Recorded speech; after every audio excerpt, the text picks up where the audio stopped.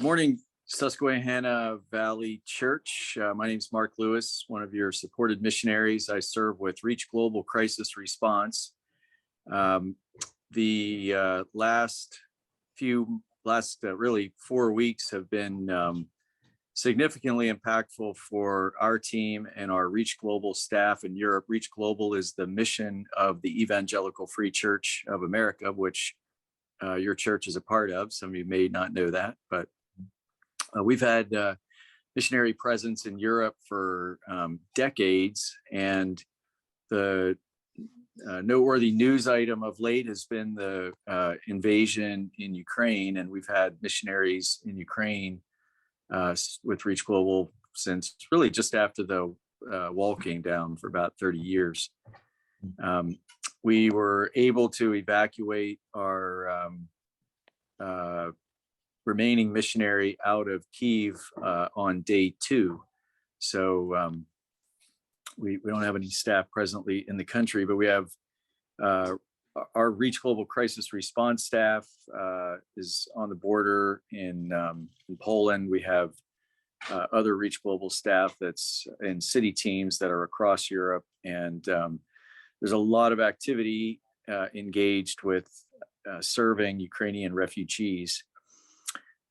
We additionally have many friends, many partners, local church pastors, Ukrainians that are still in Ukraine.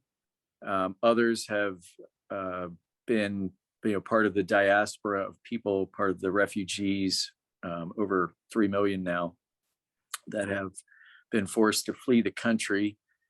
And so it's presented some really interesting and challenging moments from a ministry standpoint.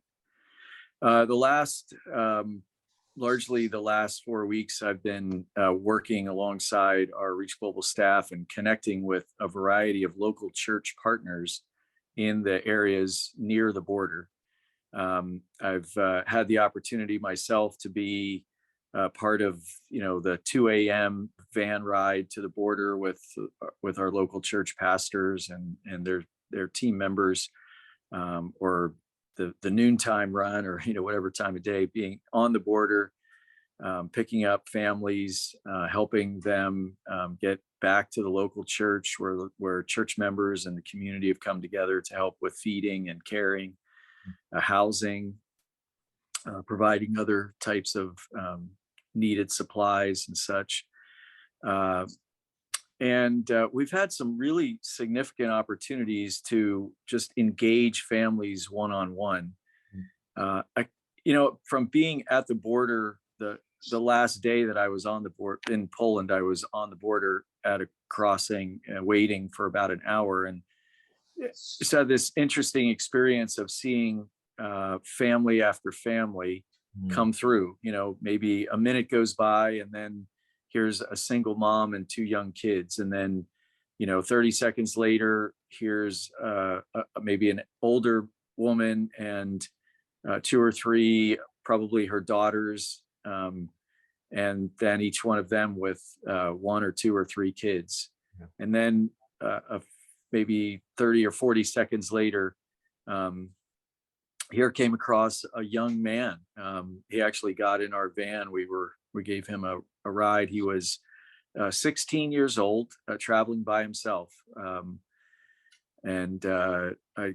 With translation issues, I couldn't get much more of his story, but just, wondering what is the circumstances for him. Another young lady followed him a few minutes later, and she was in her early 20s, traveling by herself, very distraught.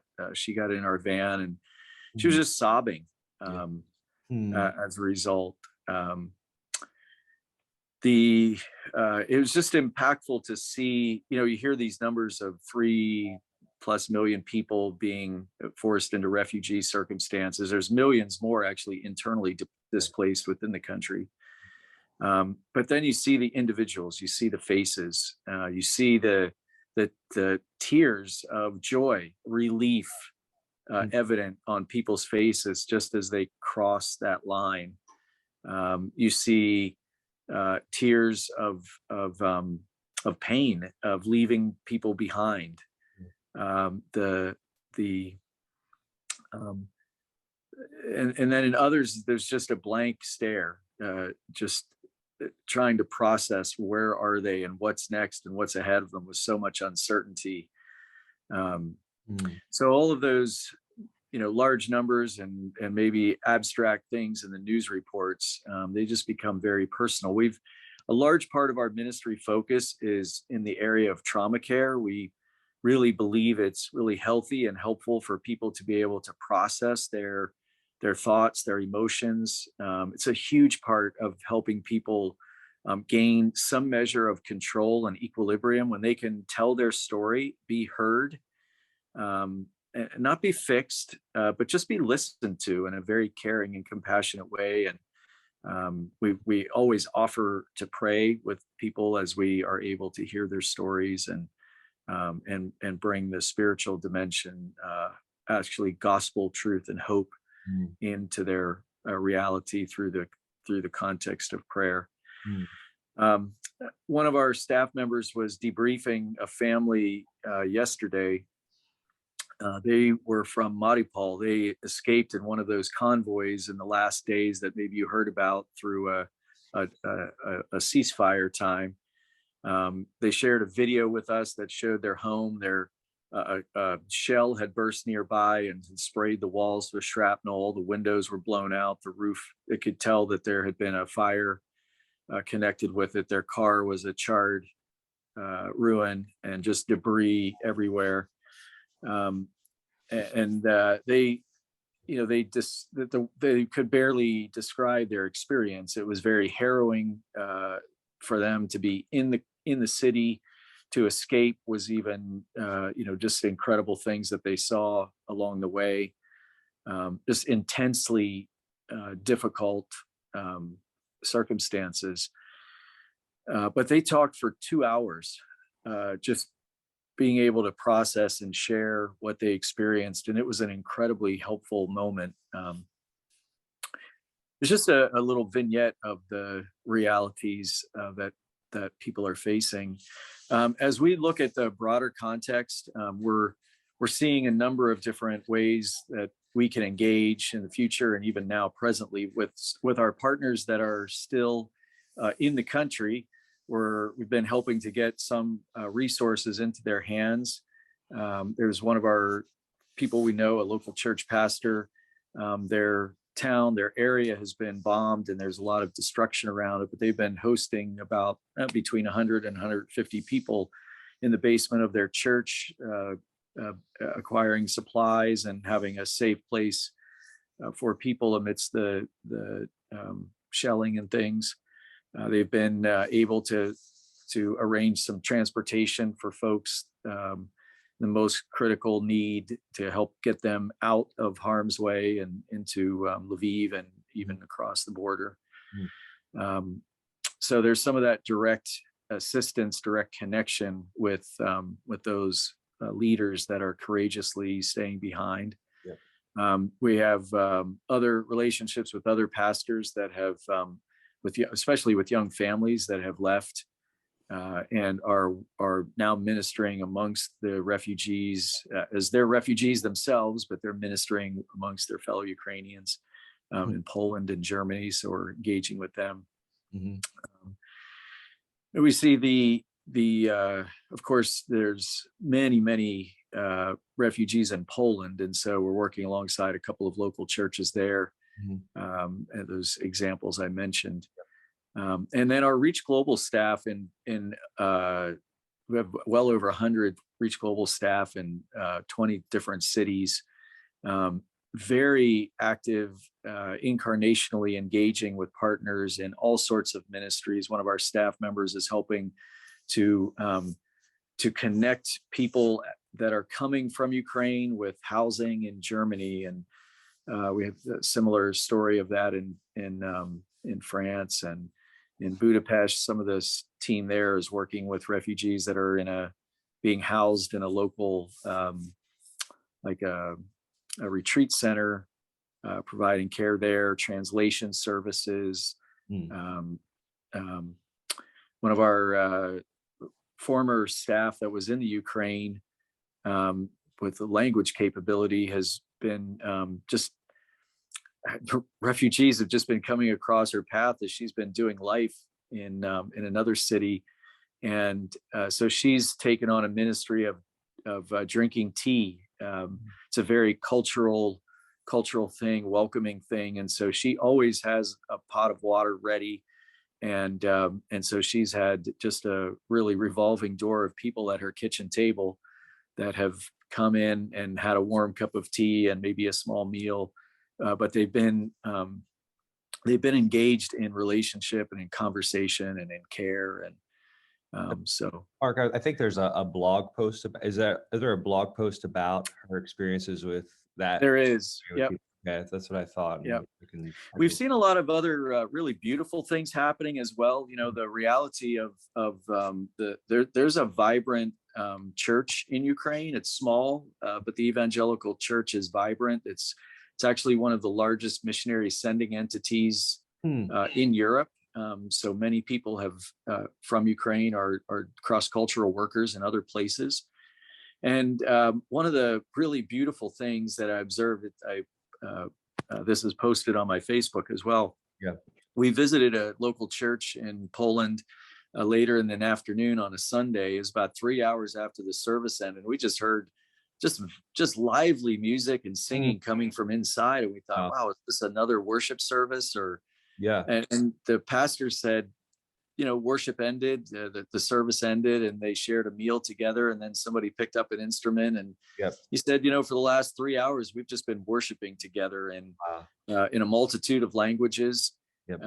And so just really seeing this unity amongst the Polish church and the Ukrainian church and other expats that were participating and helping. So, you know, Polish, Russian, English, Ukrainian, you know, different languages being spoken, and lifting praise to the Lord. So amidst the challenging times, there's encouraging things as well. You can see how crisis and trauma can then move towards you know, spiritual growth and development and those types of things, and really God can use some of those in incredible ways, even in the difficulty of crisis and trauma. So you know, just to kind of, because I think people, and I myself included, we want to know how we can help, and if there's anything that we can do. Of course, our church supports you regularly, and so, you know, we can see the work you're doing, and you've shared that, and then you shared a couple stories about some of the partnerships with you know, the pastor hosting a fairly large group of people, giving them space in his basement, and then, you know, working with Ukrainian speaking refugees who are serving each other in Poland and Germany, and that kind of thing. Those are some of the, as we look to, as a church, help, we can pray for those kind of situations, and then also the EFCA has set up a Ukrainian relief fund, you know, and so we support you, but additionally, SVC wants to provide relief, and so those are some of the stories that funding would go to, kind of an additional to what is already taking place through the EFCA. So is that correct? Like, that's kind of the connection there as far as exactly. Yeah, we've set up a response fund. So the opportunity for SVC members just to give through the local church, you know, and through the opportunities there, we really encourage that. And yeah, those funds are being used now for sort of immediate needs, but we have a long-term vision of intentional disciple making, church planting, you know, in recovery and development. The circumstances are actually still unfolding. You know, the people are still on the move.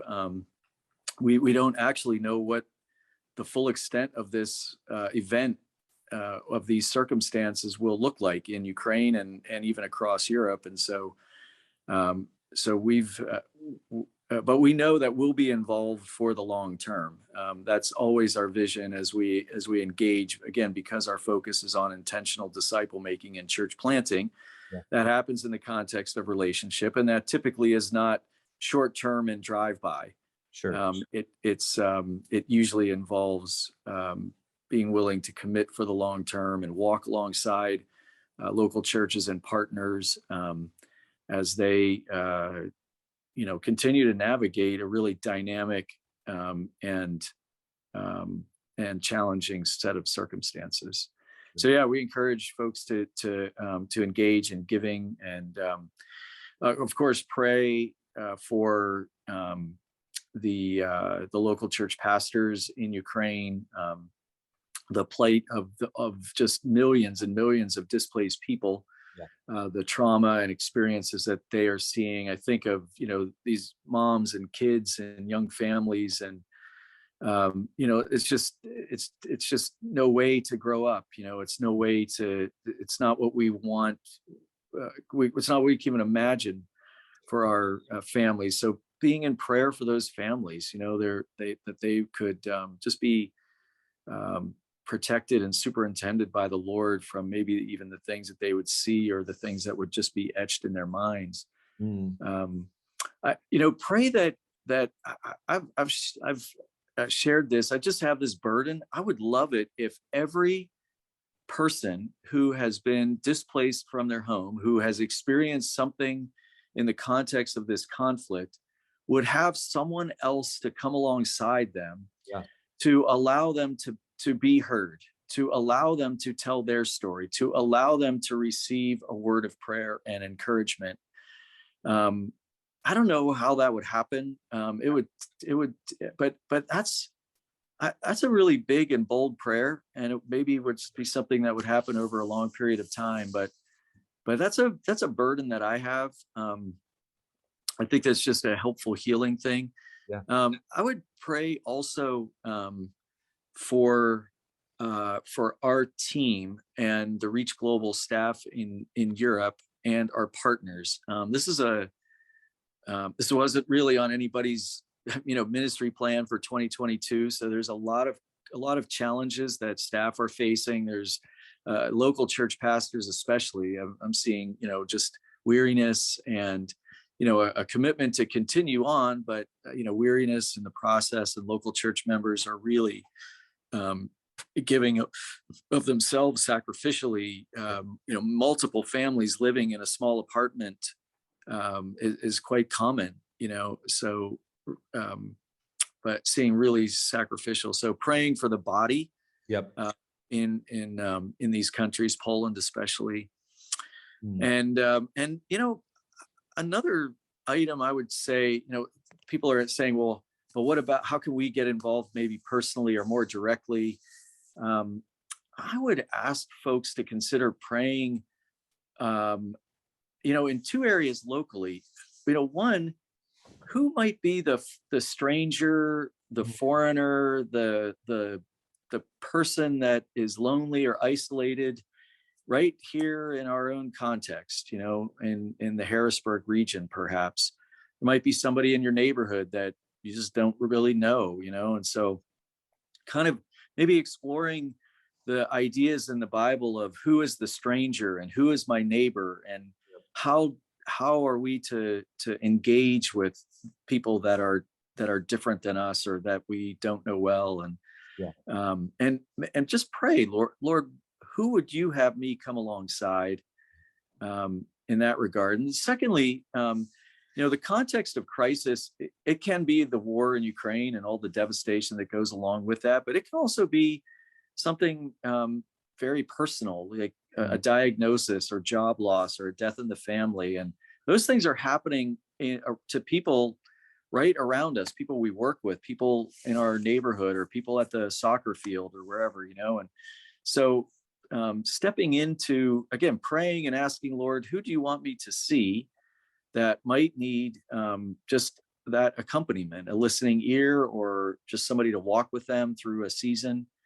So I'd ask you to pray about that as well, that as a result of the war in Ukraine and just an awareness of the plight of people there, maybe the Lord's calling us to see something interesting and for his kingdom happen in our own community. So Awesome.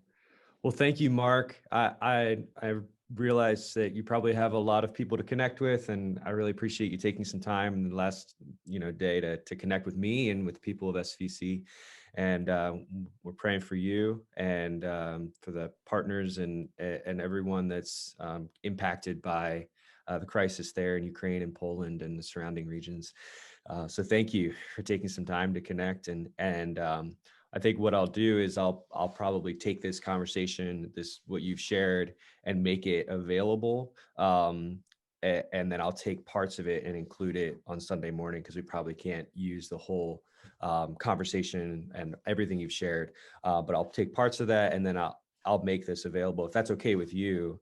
Perfect. For anyone that subscribes to our weekly email through the church, that we can provide a link to it and have people stay in touch. And then I think I'll kind of take what you've shared and provide some prayer points and different things, as well as the way that people can give through SVC to the Ukrainian Relief Fund to help those refugees and your partners that are there. So we really appreciate Yeah. the time to connect with us. And Yeah, my pleasure. Just we're very grateful to the SVC family for partnering with us, with our family, for sending us into the mission field that follows crisis.